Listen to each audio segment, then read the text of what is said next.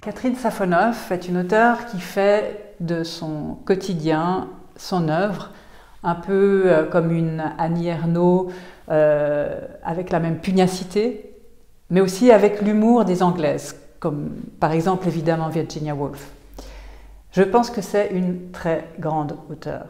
Elle ronge son os depuis le début, depuis le premier livre, le même os, à savoir comment trouver la bonne distance avec les gens qui comptent, c'est-à-dire pour elle la mère, le père, les enfants, le mari, l'amant. Et puis aussi avec ces grands thèmes que sont le sexe, l'argent, bien entendu l'amour. Donc voilà, il s'agit de trouver de la liberté, la brèche pour avoir sa liberté, son indépendance en tant qu'auteur et l'articuler avec le fait d'être aussi mère et d'être aussi femme.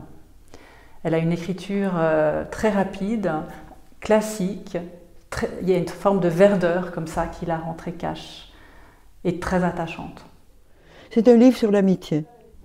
C'est une reconnaissance vis-à-vis de l'autre, du prochain que l'on rencontre au cours d'une vie.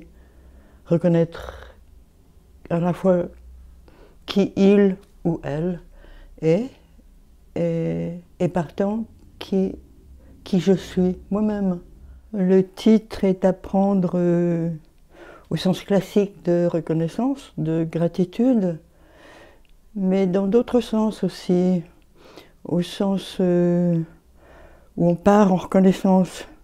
C'est une question bateau, mais souvent on demande à un écrivain si c'est toujours le même livre qu'il ou elle écrit, ou bien si ça change d'un ouvrage à l'autre. Je crois que j'écris toujours le même depuis le début, avec des apparences de variation.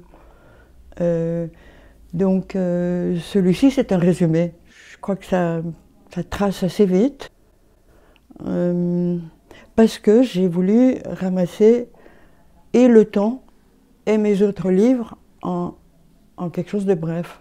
Même si j'écrivais sans plan des notes, qui ressemblent à du carnet de bord souvent, je suis préoccupée par l'idée d'une bonne fin, au sens de pas catastrophique. À quoi ça sert d'écrire des fins horribles? Il y a assez de ça en vrai. Et l'écriture, c'est jamais tout à fait vrai.